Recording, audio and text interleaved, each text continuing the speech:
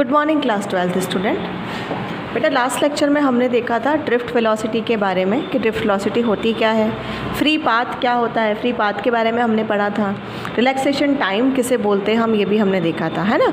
और drift velocity किस तरीके की वेलोसिटी होती वो हमने समझा था कि जब हम बैटरी लगा देते हैं तो इलेक्ट्रॉन को एक पर्टिकुलर डायरेक्शन मिल जाती है जिस डायरेक्शन में उसको आगे बढ़ना होता है ना। उसके पहले जो इलेक्ट्रॉन है वो रैंडमली मोशन तो करते रहते हैं लेकिन किसी पर्टिकुलर डायरेक्शन में नहीं करते हैं, और जब वो पर्टिकुलर डायरेक्शन में मोशन करने लगते हैं तो उसके अपोजिट डायरेक्शन में क्या फ़्लो होने लगती है बेटा, करंट वहाँ पर फ्लो होने लगती है। इतनी चीज़ें हमने लास्ट लेक्चर में देख रखी हैं। अब आज हम देखेंगे कि ड्रिफ्ट वेलोसिटी के लिए अगर हम एक्सप्रेशन निकालनी है तो वो किस तरीके से निकलती है ना। डेफिनेशन मैंने आपको समझा दी थी।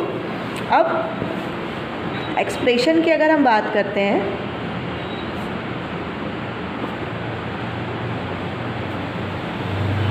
एक्सप्रेशन फॉर ड्रिफ्ट वेलोसिटी, ठीक है।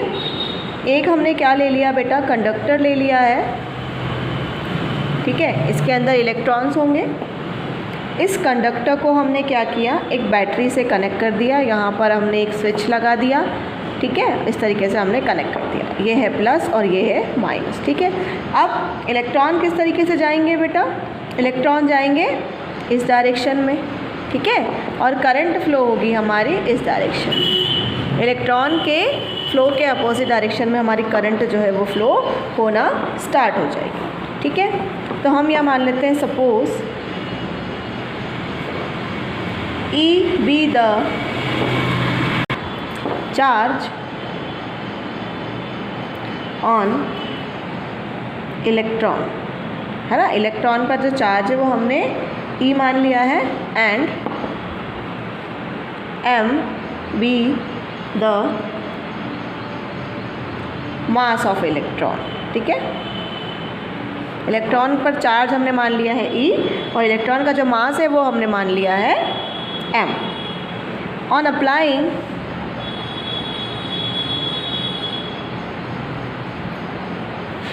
पोटेंशियल डिफरेंस, है ना। अब जैसे ही हम क्या करेंगे, पोटेंशियल डिफरेंस यहाँ पर अप्लाई करेंगे, ठीक है। पोटेंशियल डिफरेंस कब आएगा, जब हम बैटरी इंक्लूड कर देंगे उसके अंदर। तो जैसे ही हमने बैटरी इंक्लूड कर दी और स्विच को हमने क्या कर दिया, ऑन कर दिया, तो पोटेंशियल डिफरेंस कितना क्रिएट हो जाएगा, वहाँ पर V जो है वो क्रिएट हो जाएगा। कहाँ पर क्रिएट होगा ये, across the ends of conductor, है ना। कंडक्टर के जो एंड पॉइंट है यहाँ पर जो पोटेंशियल है वो जनरेट हो जाएगा, ठीक है। Then electric field of the conductor, तो कंडक्टर की जो इलेक्ट्रिक फील्ड होगी वो क्या हो जाएगी बेटा, E = V अपॉन में L। इसकी हमने लेंथ जो है इसको मान लिया है कि कितनी है, L है, ठीक है। अब हम क्या करेंगे आगे,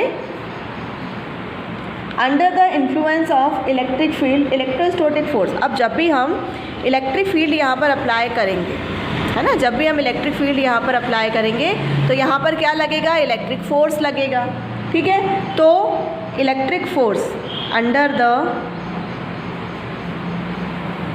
influence of electric field electrostatic force is acting, ठीक है। इलेक्ट्रोस्टैटिक फोर्स वहाँ पर लगेगा जिसकी वैल्यू कितनी हो जाएगी बेटा, है ना। इलेक्ट्रॉन पर लगता है और कौन सा लग रहा है, इलेक्ट्रिक लग रहा है, ठीक है। इसको हमने दे दिया इक्वेशन नंबर 1, है ना। फ्रॉम द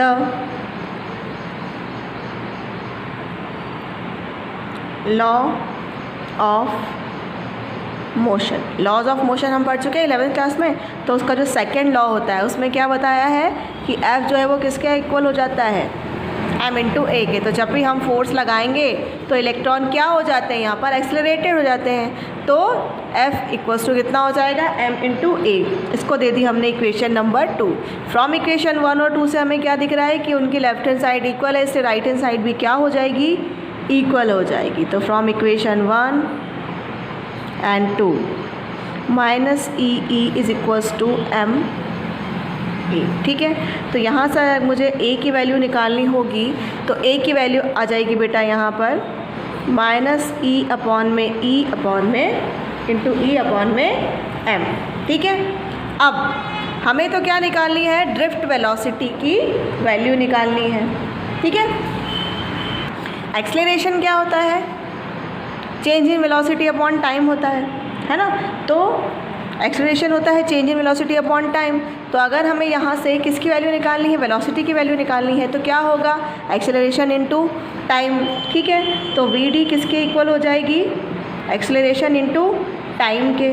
ठीक है, अब ये जो वी डी रहेगी एक्सेलरेशन इनटू टाइम के इक्वल जो हो जाएगी, तो ये जो ई डी रहेगी, तो ये ए तो एक्सेलरेशन रहेगा, टाइम कौन सा लगता है यहाँ पर, तो हमने पढ़ा था बेटा कौन सा टाइम लगता है, रिलैक्सेशन टाइम, टकराने से पहले, कॉलिजन से पहले। ठीक है, तो उसको हम डिनोट किससे करते हैं, टाउ से डिनोट करते हैं। ए की वैल्यू हमारे पास में है, ठीक है, तो ए की वैल्यू में से पुट कर देते हैं, तो वी डी इक्वल टू कितना हो जाएगा, माइनस ई इंटू ई अपॉन में एम इंटू टाउ। तो ये किसकी वैल्यू निकल कर आ जाएगी बेटा, ये वैल्यू निकल कर आ जाएगी हमारी ड्रिफ्ट वेलोसिटी की। ठीक है, ड्रिफ्ट वेलोसिटी कितनी हो जाएगी, माइनस ई इंटू ई अपॉन में एम इंटू टाउ। ये निकल के आ जाएगी हमारी एक्सप्रेशन किसके लिए, ड्रिफ्ट वेलोसिटी के लिए। Good morning class 12th student. बेटा आज हम देखेंगे relationship between drift velocity and electric current. ठीक है, अब हमने मान लिया कि कंडक्टर की जो लेंथ है ना, कंडक्टर की जो लेंथ है उसको हमने मान लिया L, cross sectional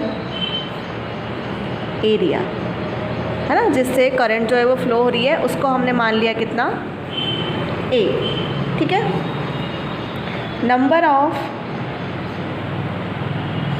electron per unit volume, और उनके ऊपर चार्ज कितना होगा, having charge E minus charge उनके ऊपर होगा, है ना। तो अगर हम बात करें कि उस कंडक्टर पर टोटल चार्ज कितना लग रहा है, तो टोटल चार्ज